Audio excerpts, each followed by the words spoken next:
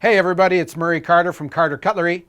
Everybody knows that a knife is man's oldest tool. Or is it? I mean, how was the first knife made?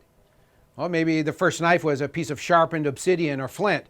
Well, how did it get sharpened? Probably it was impacted with some other stone or tool in order to nap it, to give it an edge. Anyway, while you guys think about which was the oldest tool, knife or a hammer, I'm going to take you around my shop and show you my hammer collection. So we're right in here. We're in the staff room, which is where we do the kydex sheaths for the knives that we make. And this is one of the hammers that we've been using for years to peen the rivets in those kydex sheaths. As you see, it has a very unique Japanese shape and look to it. We also use this small ball peen hammer as well for peening those rivets. Behind me I have a leather mallet, which we use for a lot of the leather work that we've done in the past for some of the leather sheaths we've done. Now follow me into the shop and I'll show you some more hammers.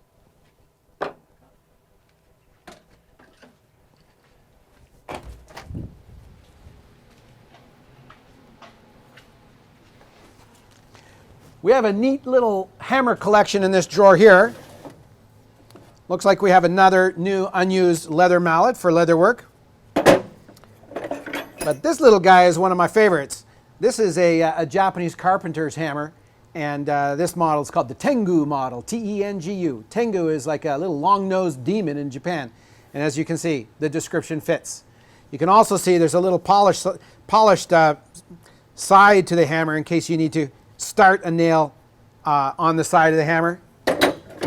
We have a pretty traditional claw hammer here from North America.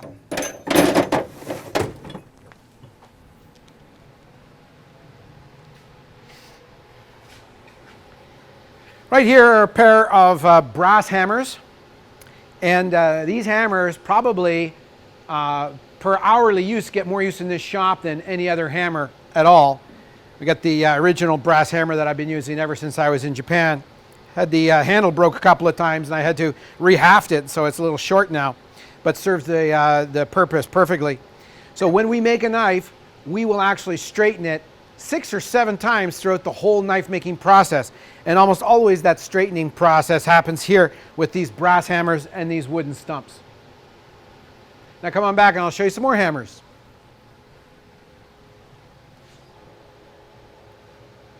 This is the Muteki Bladesmith Workstation here. They are using the anvil that belonged to my teacher over in Japan, Sensei Sakemoto Yasuyuki. And here's a couple of hammers that are stationed here that were made by my good friend Arnon of Bridgetown Forge right here in Portland. He's got a very unique style of making his hand-forged hammers, and he was kind enough to gift these to us, and we use them right here at this station. Another hammer that gets a lot of use right here at this station is this very shiny Japanese smaller hammer that we use for peening the pins in the handles of our knives. And lastly, here at this station, we have our Tagane hammer, which are the carbide steel bits that have been brazed into this head that we use for straightening homogeneous steel knives when they're bent or twisted. Now follow me over to my workstation.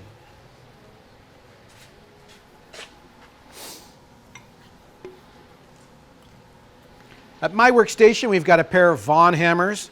I purchased these by mail order from North America when I was living in Japan. I ordered 3 of them, all different sizes.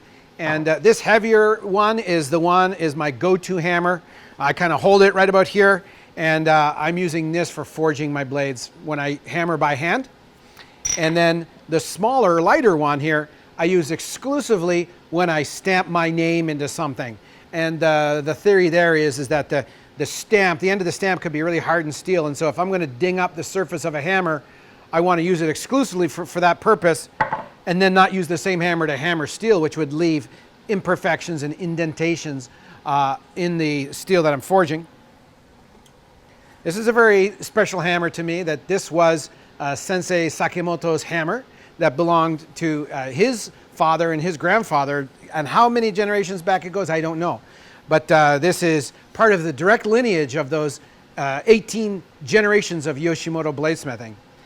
I reserve the use of this hammer for ceremonious occasions, or when I'm doing an open house and I'm doing a lot of forging by hand and I kind of want to connect back to my roots. It's very conspicuous, the angle of the hammerhead, and so that the hammerhead is flush at a different angle with my wrist than these other hammers. It takes a few minutes to get used to that when I switch back and forth through the hammers.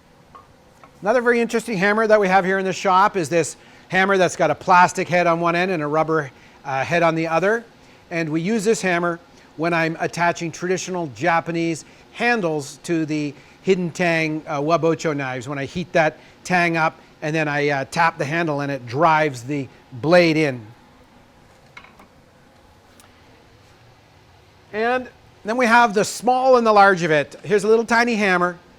Just obviously I don't use this for anything. This is a little jewelry chasing hammer used in Japan. But every now and then I look at it and just remember that huge enterprises and huge adventures often start with a little tiny idea. So that's a nice little reminder. Now, it's great to have small hammers, but it's good to have some big hammers as well.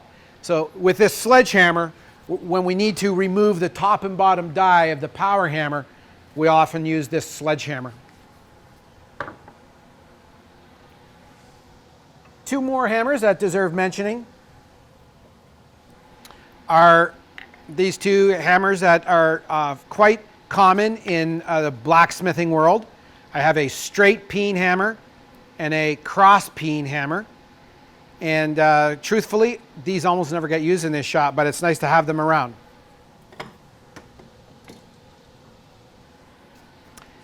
This hammer is what we use for the textured surface in our hammer forged finish blades.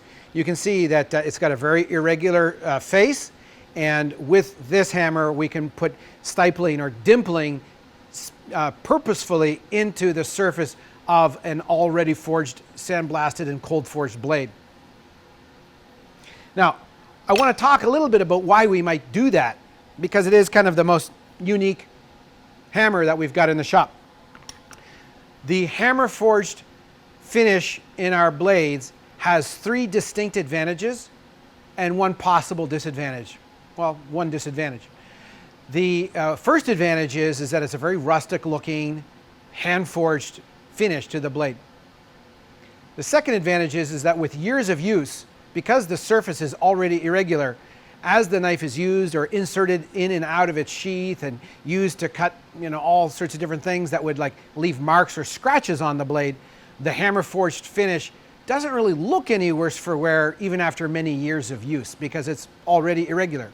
You contrast that with a blade that's got like a mirror finish polish, and the first time it gets a little hairline scratch on it, it's like everything looks out of whack and out of place.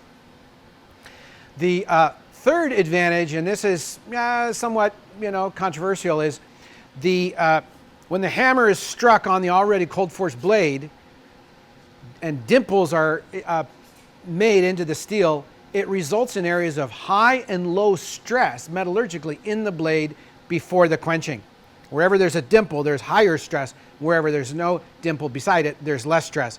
And you could argue that based on the principles of Japanese bladesmithing, and we're trying to bring out the most cutting potential in the steel possible, those areas of high and low stress metallurgically within the blade can add to some just finer, more keen and more aggressive cutting.